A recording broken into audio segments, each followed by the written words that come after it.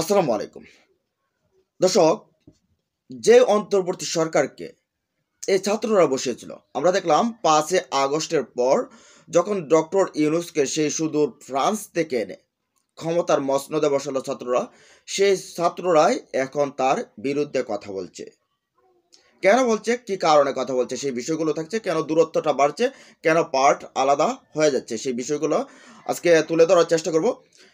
তো এই যে উপদেষ্টা পরিষদ রয়েছে, যারা এখন দেশ চালাচ্ছে, তাদেরকে ক্ষমতার মসনদে আনলো এই ছাত্ররা। ছাত্ররা তো এমনি এমনি আনেনি, বুকের তাজা রক্ত পিচডালার রাজপথে ঢেলে দিয়ে তারা হাজার হাজার শহীদের বিনিময়ে এই ক্ষমতায় আনছে এই উপদেষ্টা পরিষদকে। আশা ছিল যে ছাত্র জনতার আশা তারা পূরণ করবে। তো আসলে কতটা আশা তারা পূরণ করতে পেরেছে? এখনো তো ঠিকভাবে যারা শহীদ হয়েছে সেই শহীদের তালিকাটাই এখনো চূড়ান্ত করতে পারেনি সরকার।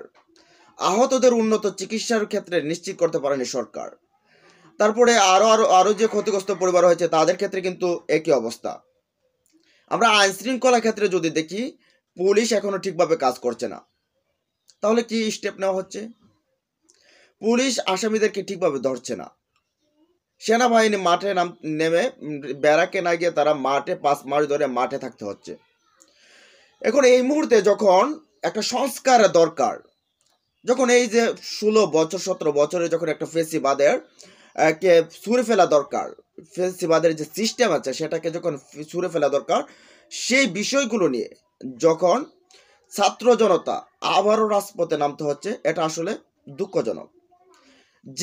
যেই ফেসিজমকে বিদায় করার জন্য, যেই ফেসিজমের সিস্টেমকে বিদায় করার জন্য এতগুলো শহীদ হলো, এত রক্ত দেওয়া হলো, সেগুলো তো একটা বিপ্লবী সরকার গঠন করার পর সেগুলোকেই কিন্তু আগে প্রাধান্য দেওয়া দরকার ছিল। আর এরই মধ্যে আমরা দেখতে পেলাম কিছু বিরোধী যে দলগুলো আছে, যারা রাজনৈতিক দল, তারা আবার যে নির্বাচনের গান গাচ্ছে। তো যাই হোক, এই যে আপনারা দেখতে পাচ্ছেন, তো আমরা বলছিলাম যে ডক্টর ইউনূস এবং যে তার যে উপদেষ্টা পরিষদ আছে তার সাথে ছাত্রদের কেন দূরত্ব তৈরি হলো? মূলত এই জায়গাটা থেকে যখন ছাত্ররা যে দাবিগুলো, লিগ্যাল দাবিগুলো, যে 15 বছর যে ফেসিজম ছিল, সে নির্বাচনের গান গাইতে গাইতে কিন্তু মূল বিষয়গুলো কিন্তু আসলে তলে পড়ে যাচ্ছে। তাদের দরকার নির্বাচন, আর দেশের সাধারণ মানুষ চায় সংস্কার। এখন দেখেন, সর্ষের ভেতরে ভূত রেখে আপনি যতই চেষ্টা করেন যে সেই ভূতকে তাড়ানোর জন্য, কখনোই পসিবল না, কখনোই পসিবল না। কারণ এই সরিষা দিয়ে আপনি ভূত ছাড়াতে পারবেন না। এখন এই উপদেষ্টা পরিষদের ভেতরে কি ভূত ঢুকে গেছে? সেই ফেসিবাদের লোকগুলো ঢুকে গেছে। অনেকেরকে নিয়ে কিন্তু এই কথা হয়েছে, বিশেষ করে আসিফ নজরুলকে নিয়ে কিন্তু বারবার ইলিয়াস হুসাইন পিনাকি বা অন্যান্যরা কথা বলছে।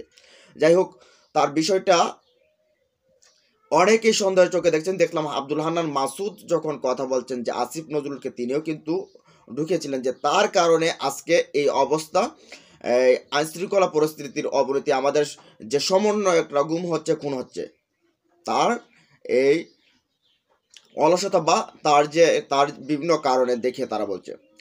এখন ছাত্ররা যেটা চায়, এই সরকার কি সেটা চায় না? তাহলে তাদেরকে কেন ক্ষমতায় বসানো হলো? ডক্টর ইউনূস যখন ক্ষমতায় বসছিলেন তখন বলছিলেন যে ছাত্ররা আমাদের প্রধান নিয়োগকর্তা, প্রথম নিয়োগকর্তা। তাতে বোঝা যায় যে এই ছাত্ররাই পছন্দ করে সুদূর ফ্রান্স থেকে ডক্টর ইউনূসকে এনে ক্ষমতার মসনদে বসিয়েছিল। সেই প্রত্যাশা কি ডক্টর ইউনূস পূরণ করতে পেরেছেন? অনেক দিকে পূরণ করেছেন, কিন্তু মূল যে বিষয়গুলো, যে সংস্কারগুলো, সেই সংস্কারগুলো কি আসলে হচ্ছে? এখন কেউ উঠে পড়ে লাগলো যে আমরা ক্ষমতায় যাব, আমাদের নির্বাচন হবে, তবে সংস্কারগুলো তো প্রয়োজন। এই যে 16 17 বছর 15 বছর যাই বলেন না কেন, এই যে ফেসিজমের যে বীজ বনে গেছে, এগুলো যদি উপড়ানো না যায়, তাহলে আবার এই ফেসিবাদ একইভাবে এই জাতির ঘাড়ে চাপবে। আবারও এরকমভাবে নিষ্পেষিত নির্যাতিত হবে এই জাতি। কয়বার রক্ত দিবে? কত মানুষ মরবে এখন যদি না করা হয়?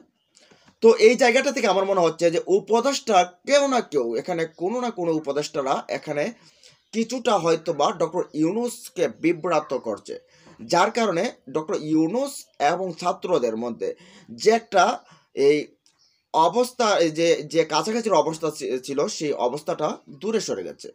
এখন ছাত্র অনেকেই বলছে যে ছাত্ররা তারা যারা বিপ্লব করলো তারা কেন দল গঠন করলো। এখানে আমি বলবো যারা এখন রাজনীতি করছে তারা কোথায় বিপ্লব করেছিল, তারা কেন রাজনৈতিক দলগুলো করলো, তারা যে সময় দলগুলো গঠন করলো তাদের বিপ্লব কোথায় ছিল। এই ছাত্ররা বিপ্লব কেন, তারা কেন দল গঠন করতে পারবে না, তাদের দেশের স্বাধীন নাগরিক, তারা করতে পারে, স্বাভাবিক, এখানে প্রশ্ন তোলার কি আছে। তো এই ছাত্ররা যে বিষয়গুলো নিয়ে যে জিনিসগুলো সামনে উপস্থাপন করতেছে সেগুলো জাতির মঙ্গলের জন্য, না হলে যদি কোনো না কোনোভাবে যদি ফেসিবাদ ফিরে আসে তাহলে হয়তো বা বিএনপি বেঁচে যাবে, জামাতের অনেক নেতা তো আগেই ফাঁসি হয়েছে, তারাও হয়তো বা অনেকে বেঁচে যাবে, কিন্তু এই ছাত্র জনতাকে আগে বেছে বেছে বা যারা আন্দোলন করেছিল তাদেরকে ফুটেজ দেখে দেখে হত্যা করা হবে। তো যাই হোক, ডক্টর ইউনূসকে যে প্রত্যাশা নিয়ে ছাত্র জনতা বসেছিল আমরা চাই সেই প্রত্যাশা তিনি পূরণ করুক। কে কি বললো সেটার দেখার দরকার নেই।